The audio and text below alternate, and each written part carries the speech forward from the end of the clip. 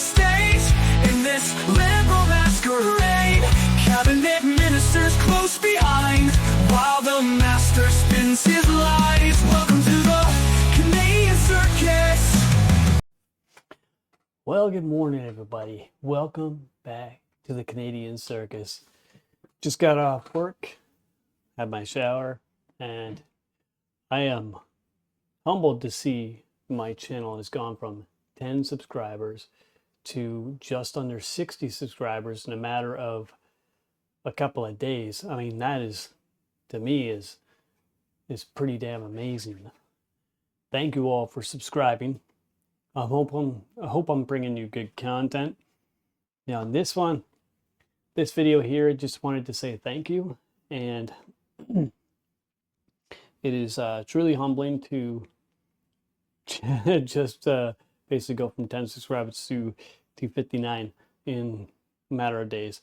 I'm hoping that this is just, I'm going to continue on with what I'm doing. Hope I'm bringing you good content. And in this one, going to be looking at basically just a nice video to be able to look at all the people who dislike Trudeau. I want to look at all the leaders. I want to look at the people like Kevin O'Leary. I just want to get the rants, and I think it's pretty funny. So I want to get a montage of the rants, and that's what I'm going to be doing, and that's coming up right now. Right, here's number one. A prime minister who openly admires the Chinese basic dictatorship, who tramples on fundamental rights by persecuting and criminalizing his own citizens as terrorists just because they dared to stand up to his perverted concept of democracy, should not be allowed to speak in this house at all. Mr. Trudeau, you are a disgrace for any democracy. Please spare us your presence. Thank you. Oh, and it's funny. I got this from CBC, and they like to basically add these disclaimers on it. Anderson has claimed in the past that, you know what, are experimental, and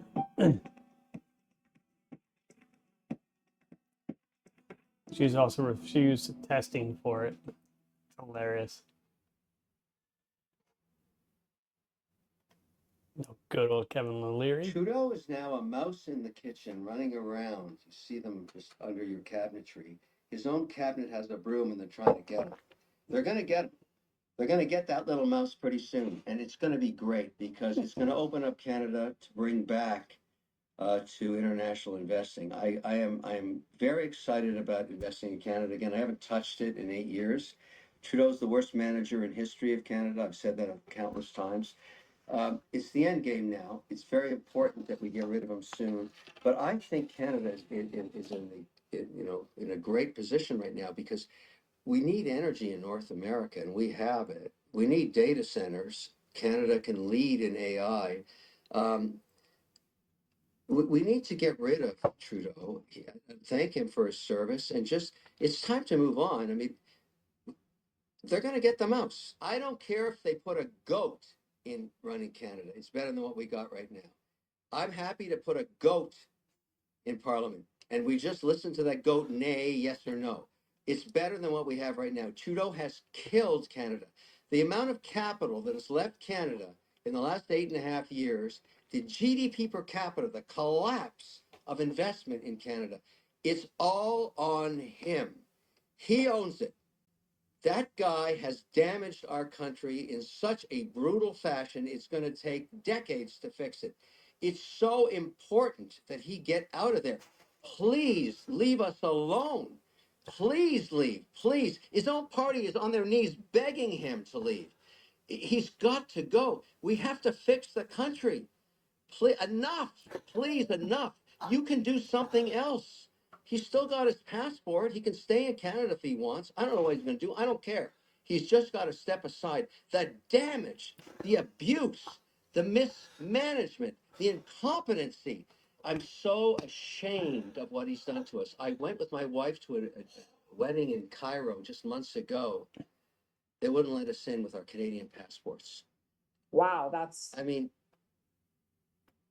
Trudeau, what did you do to us? What did you do to us? Now here's Trudeau, or here's Trump on Trudeau. Mr. President, Susan Lee from Fox Business. Did you reject a one-on-one meeting with the Canadian Prime Minister Justin Trudeau? Yeah, I did. Why?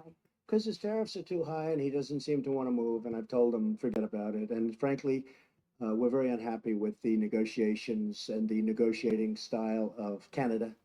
Oh man, come on, Trump. It's not Canada. It's just one man. It's just Justin Trudeau. We all hate him. We hate him as much as you do, if not more. I mean, that annoys me. Like, yeah, like it's not. He does not represent Canada. We want him the hell out. He does not represent us. We don't like their representative very much. And I love Canada, by the way. Well, he's two-faced. But, you know, the truth is that I called him out, and I guess he's not very happy about it. We're being taken advantage of on trade. You know, they put out a document. I don't know if you saw it. They didn't want me to see it, but we found it. Perhaps they were trying to show the power they have. It's close to $100 billion a year loss with Canada. We finished the meeting. Really, everybody was happy. I left it. It was very friendly. When I got onto the plane, I think that Justin probably didn't know that Air Force One has about 20 televisions. And I see the television, and he's giving a news conference about how he will not. Mr. He will not be. He will not be bullied. Like apparently they had a good meeting, and he said all that. Like he'll say one thing to your face, and then behind your back, he's one of those two-faced mice. Living in Justin Trudeau's Canada, it's a never-ending hallucinogenic, surreal dream. Justin Trudeau's mode of governance is to top each scandal with a bigger scandal, and he's really good at that. And you might say, well, what's wrong with Canadians? And I can tell you what's wrong with Canadians is that Canadians have a very difficult choice to make. They can either wake up and realize that under the jurisdiction of this preposterous narcissist, we've compromised virtually every institution of integrity in Canada, which is a really bitter pill to swallow. Or we can assume that everyone who's pointing that out is some sort of conspiracy theorist. And it's way easier for Canadians to swallow the latter story than to actually contend with the true ramifications of the former story. Now, unfortunately, the former story is true. So Now here's Danielle Smith. She can't stand him either. Absolutely not. He is not helping Canadians. He is harming Canadians. 150,000 job losses, the loss of production, which means the loss of revenue, not only for us, but for the rest of the country. An increase in cost on every family's budget to the tune of $419 per month, each and every month. This is not responsible policy. This is a vendetta. Like, he has a deranged vendetta against Alberta. It's very obvious. We've been watching it for some time. He's trying to find a way to get around what the Constitution says. He even acknowledged that they are not permitted to do a production cap because it is natural resources fall under provincial jurisdiction. Somehow he thinks he's going to sneak one in and we won't notice and the rest of the country won't notice. Well, we've noticed, and we think the courts will notice. He cannot do this. Yeah, I remember this guy, and this is where I'm going to leave this video. I'm sure I can find many more videos of people who hate Trudeau, but I'm getting tired. Gotta get some sleep. Gotta get to bed. I'm going to leave you with this one. Again, my question is, what veterans were you talking about? Was the ones that fought for the freedoms and values that you so proudly boast about, or was it the ones who fought against? Because honestly, Mr. Prime Minister, I was prepared to be injured in the line of duty when I joined the military. Nobody forced me to join the military. I was prepared to be killed in action. What I wasn't prepared for, Mr. Prime Minister, is Canada turning its back on me.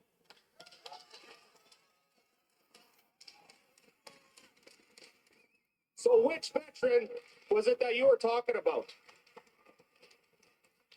Thank you, sir. Thank you for your passion and your strength and being here today to share this justifiable frustration and anger with me and with all of us here. Thank you for having the courage to stand here. You. And thank you for listening to my answer. On a couple of elements you brought up. First of all, Why are we still fighting against certain veterans groups in court? Because they're asking for more than we are able to give right now. Right, that's the end of the video. Thank you once again for subscribing. And for those of you that are not subscribed, don't forget to like and subscribe. And I'll see you in the next one.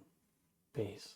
Cabinet ministers close behind while the master spins his line.